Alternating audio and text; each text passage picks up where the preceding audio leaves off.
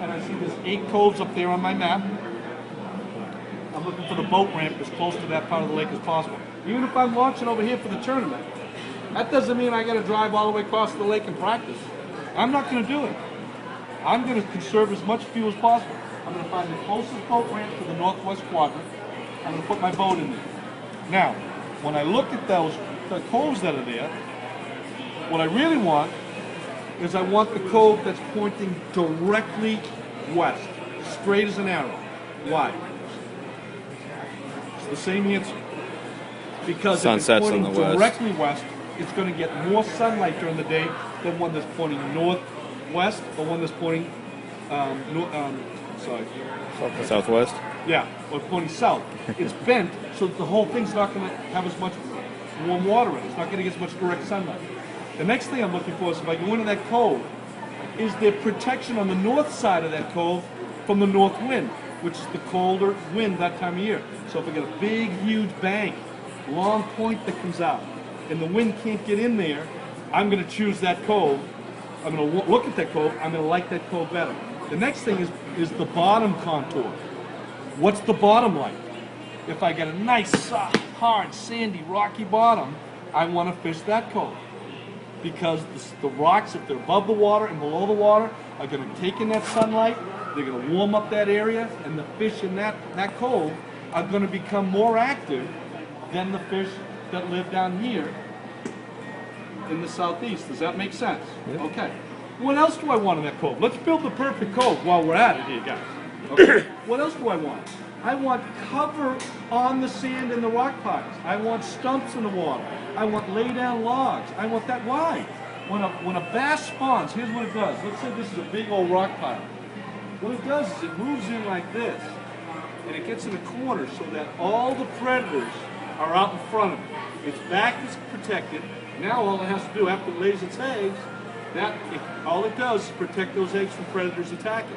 So this is, have you ever seen a bed? We've all seen beds, right? Okay. Why can we see beds? Why can you see them? What do they look like? Anybody know? Never seen one. Have any of you guys seen a bed? No. Never seen a spawning bed? Never seen those fanned off circles that are about 2 feet circle in the spawn? Right. Why can we see them? Why are they fanning those off? Fish like hard bottoms. They're not going to lay their eggs in the muck. They need to be in shallow water because they need sunlight to help fertilize and develop those eggs. Without any sunlight, those eggs won't ever hatch. So the fish that keep spawning in the wrong place, their eggs keep dying off. So how long does that hatch live? Not very long. The fish that spawn in the sunlight, in the shallow waters, in the right area, protected from the north wind, those eggs survive. So when they hatch and become a fish, guess what? They go back to the same cove and do it in the exact same spot. So the ones that do it wrong, all the time, get eliminated. The ones that do it right become prime spawning area. What's great for us as fishermen is they don't like muck on the bottom. So they fan off the spot. Now we can see it. Now they spawn and put their eggs in there. Okay? So what I want you to think about fishing locally is, how do I take a lake, big or small, when 90% of it has no fish in it? How do I fish the productive areas? Well, we know in the spawn, you're looking at the northwest quadrant of the lake. You're going to find the closest boat ramp, you're going to drive them all, and you're looking for beds. And if there's no fish on the beds, what does it tell you? There's lots of answers to that question. There's no fish on the beds. There's beds, okay, so we find some beds. If we go into a cove and there's no beds, what does it tell us? Not the right spot. Too early. Too early. So that cove, for some reason, is too cold. They haven't moved up yet.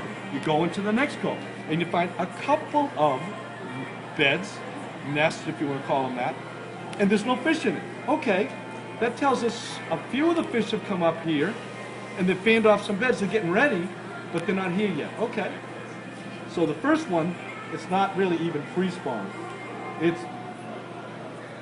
what do they call it? Winter fishing still. The next one is pre-spawn. There's some beds there, but there's no fish on it. Go around the corner. I come into the third cove. So let's say the third cove's the perfect cove. We come in, it's protected from the north. It's perfectly straight heading west. We go to the back. and there's a stump, tree stump. No, it's got a big rock. And there's a bed right here. Well, I know, boy, that's a quality fish because it's got a prime spot. If it was not a big fish, it'd have been chased off by one. That's a prime spot. That's going to be a big fish. I look, there's no fish on the bed. Okay. Maybe I better flip it. Anyways, you wouldn't believe how many times you could look at a bed that looks like there's no fish there and catch a 6 pounder. They are the master of blending in. They can be just hidden. So now I make a few boom, I catch a 6 pounder. Okay, I don't need to fish anymore because it's practice. I don't need to fish this cove anymore. Why? It's on. In this cove, there's not just one fish spawning. It's a big fish. It's on the beds. The rest are coming. They're coming. And even if I miss that fish, it lays its eggs the next day or two, and the tournament comes, it's all done and it's gone. That's okay. The spawn is on, and I'm in a cove. I found an area. It's all about finding fish. Let me change the scenario. Summertime. Summertime. Where are the fish in the summertime? Are they in the back creek spawning? No, they are. Where are they? Deeper water. They're on the main lake. They're deep, and they're on the main lake. So if I'm fishing a big lake like Winnipesaukee, I'm not trying to say that you can't catch them in the back coves. I'm saying predominantly the big fish have moved off. They've moved out of the coves, they've moved to the drop-off edges, now they're getting in their summer places. What are summer places in New England for bass? There's only 3 spots on the lake. Only 3. They're on a point, they're on a hump, or they're on a saddle. And they all connect to each other. These aren't reservoirs up here, they're natural lakes. All we have is points, humps, and saddles. Anyone got any other thing they want to throw out? That's it. So when you look at a map, look at the longest points that go, the biggest points that go way out into the main lake. That's a great place to fish. It's a really big old point. It may take you a while to fish the whole thing to find them and figure out the bus route. So what we want is we want a long point that's real narrow. Why? Less room to cover. If it comes down to a little finger point that then drops off into 50 feet of water, even better. I just got to find it with my boat. There it is. I show up with my sonar. I go around a few times. If they're not there, no big deal. We go on to the next one. But if you get a big, wide structure and you're going to cover the whole thing to find them, it's hard. So in the summertime, look for long, tapering points that are real narrow, that then drop off into deep water. Bingo. Okay? And again, even if you caught them yesterday, 38 foot, now at the tournament's tomorrow, you get up the next morning, start on that structure up shallow. Because if they're shallow, all these guys who do nothing but throw Senkos from 4 feet are going to catch you a fish. Don't let them do that. So even though you found the structure they're using, and I caught them deep yesterday, today I have to, in my mind, say maybe they're already moved up shallow. So you go and you cover the shallows, and you stay on your structure. You know they're going to be there sometime. You fish for an hour or so, you don't get a bite, you fished it all right, you go all the way up, and they're not there. They haven't migrated yet. They're up to 65 feet. They haven't come up yet. Go to the next one that you find. So in the summertime, main lake, points, fingers, secondary points, and saddles is where you want to fish. Okay? The way that you find this stuff, you have to have superior electronics. I'm with Humminbird. I was with Lawrence a long time. I switched to Humminbird about 18 months ago. I'm catching more fish and catching bigger fish. Side imaging is the real deal. I know a lot of guys think, hey, I don't want to spend $2,000 on a unit. You don't have to. You can go over right to our marine electronics department, get sonar, GPS, down imaging, side imaging, max fire, all this cool stuff, $900. Right over there. Okay? You have to, if you're going to be serious about fishing, and I don't know anyone that fishes that's not serious about fishing. What I mean by that is, I'm on the clock. I'm a tournament guy. I'm putting $5,000 up for an entry fee. That stuff's expensive. I'm traveling 3,000 miles to the other side of Texas. Okay? I'm on the clock, and so are you. It doesn't matter if you're a federation angler. It doesn't matter if you're a club angler. It doesn't matter if you're a fun fisherman. Please don't tell me that you don't want to catch as many fish in the time that you're out there as you possibly can. We're all on the clock. So So the way that you do that is you give some thought to what time of year is it, where should it be.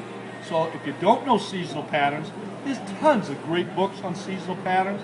There are 3 books you need to own. You need to own the book I talked about, Buck Perry's spoon plugging book, also referred to as the Magic Green book. It's a green colored book on spoon plugging. Awesome. It talks about all of this stuff, watercolor, water temperature. It talks about where the fish are, seasonal patterns. It talks about migrational movements. It talks about controlling depth and speed with your lures and how to fish a piece of structure properly.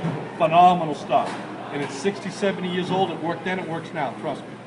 The second book you need to own is called Secrets of a Champion by Kevin Van Dam. These 2 books I carry in my briefcase everywhere I go. I've got them right in the store right now in the room in the back. In that book, Kevin talks about a lot of this stuff. Tournament tactics, when to move, when to stay, what's going on with seasonal patterns, map study, and all that kind of stuff. Very, very important. The third book you need to own you can't buy yet. It's called Teach Me Fishing by Gene Ellison. It's coming out in 2 weeks, and it's a book to teach kids how to fish. So look for that book. It'll be in the store in the next 2 or 3 months. It'll be on Amazon.com in about 2 or 3 weeks. I'm excited, really excited about it. Now the last thing I want to say to you about fishing here locally, please take your kid fishing. It's amazing to me how many kids have never been fishing and how easy it is to take them fishing and get them going. There's so many problems going on in our communities, and we need to get these kids out, away from the computers, away from the handheld devices and stuff, and get them out there and enjoying nature and all that.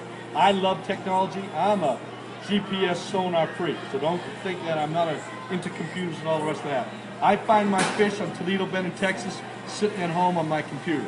Believe me, I do. Okay? So if you guys don't know how to use Google Earth and you're fishing some of these big lakes, get on Google Earth. I find my fish by studying Navionics maps at home.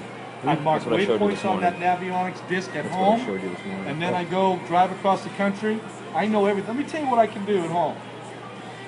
3 years ago, I had my first pro event on Toledo Bend. I'd not fished it before. I turned pro about 7 years ago, but I'd never got a chance to fish Toledo Bend. Toledo Bend is a famous cathedral for bass fishing, big old bass in Texas. But Toledo Bend's a difficult lake to fish, particularly from the standpoint of getting around. You have to stay in the channels because it's got flooded timber all over the place. If you get 2 feet outside the channel, you run into huge trees and ruin your boat.